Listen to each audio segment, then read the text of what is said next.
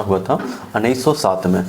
1907 में जो कंपनी का स्थापना हुआ टाटा स्टील कंपनी का, तो उसका आईपीओ लॉन्च हुआ 1994 में। 1994 में उसका कंपनी का जो आईपीओ लिस्टिंग हुआ था वो कितना से 12 रुपया पर लिस्टिंग हुआ था वो कंपनी का। आईपीओ की डेट में आप देखिएगा तो कंपनी का शेयर अभी 200 रुपया क्रॉस कर रहा है। कंपनी 2% डिविडेंड भी देता है। टाटा स्टील कंपनी आप देखिए 1907 में जो कंपनी हुआ, 1994 में कंपनी के लिस्टिंग हुआ है, तो आईपीओ इस कंपनी का पूरा अनुभव हो गया है क्या हमको करना चाहिए क्या नहीं करना चाहिए। कोई भी आप बिज़नेस कीजिएगा तो बिज़नेस में आपको मिनिमम 9 से 10 साल 12 साल में आपको कुछ बहुत सारा मार्केट में देखने को मिल जाता है, उतार चढ़ाव, जैसे मार्केट कब क्या मंदी हो रहा है, कब डाउन हो रहा है, कब क्या हो रहा है।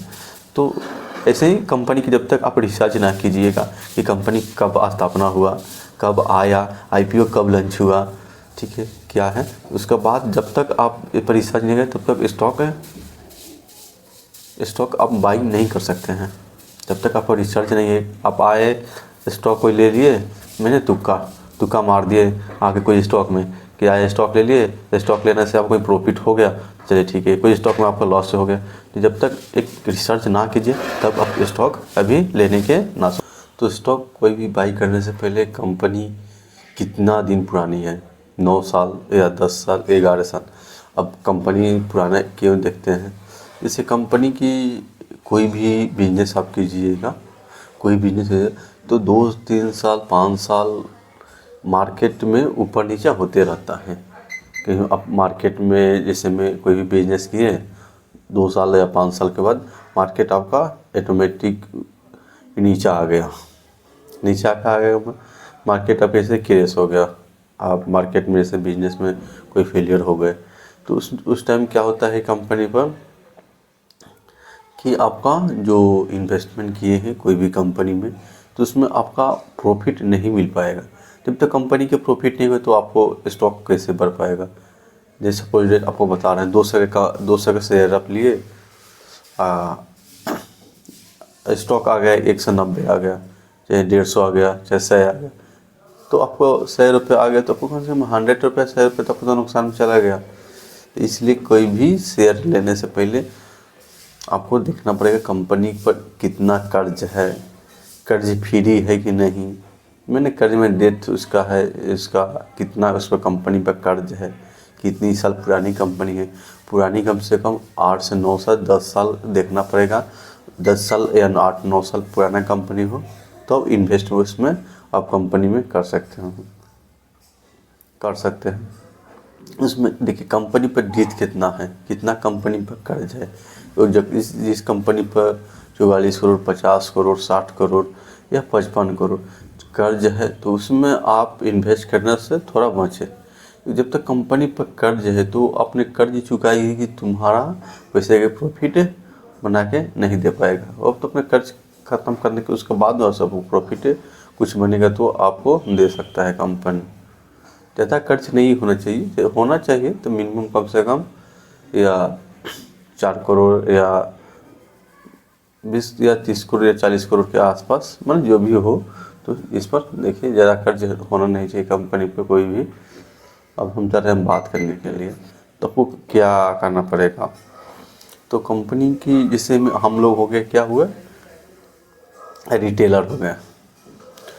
तो रिटेलर कहाँ से कैसे बाई करता है, रिटेलर कहाँ गए, कोई ब्रोकर या पकड़ेगा।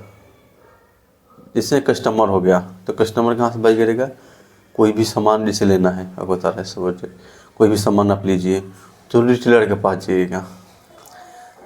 रिटेलर आपका हो गया कौन, जैसे कस्टमर हम हो गए, रिटेलर कौन सा हो गया, कोई जैसे ब्रोकर हो गया, जैसे कोई डीमेट अकाउंट कंपनी हो गया, जैसे ग्रो हो गया या जीरोधे कोई हो गया, वो क्या हो गया आपका, वो रिटेलर हो गया।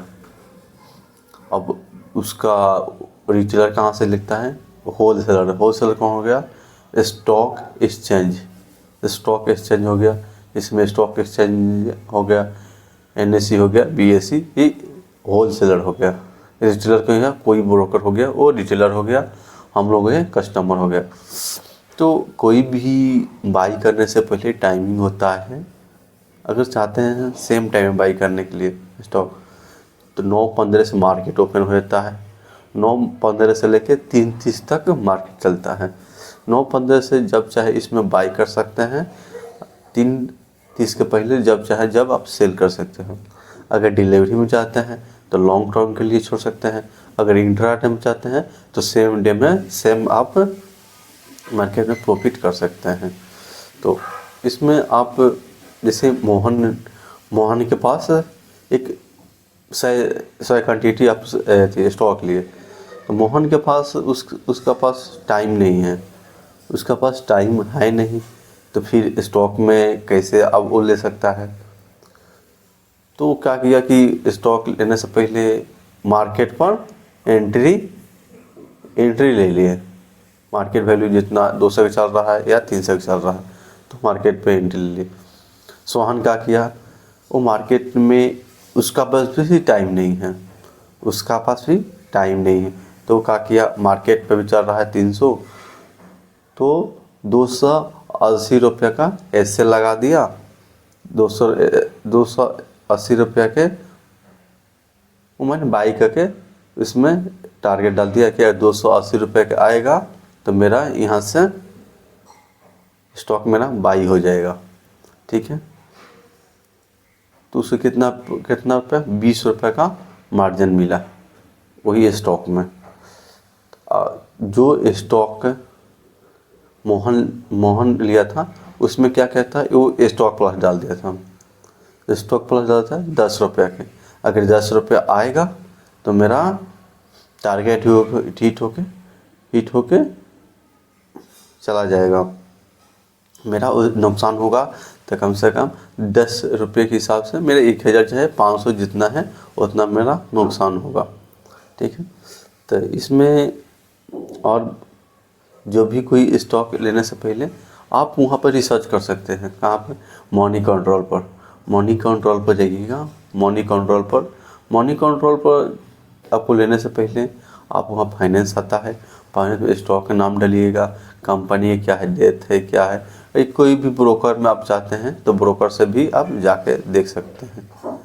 कोई भी ब्रोकर से आप जाते हैं वहाँ देख के आप स्टॉक ले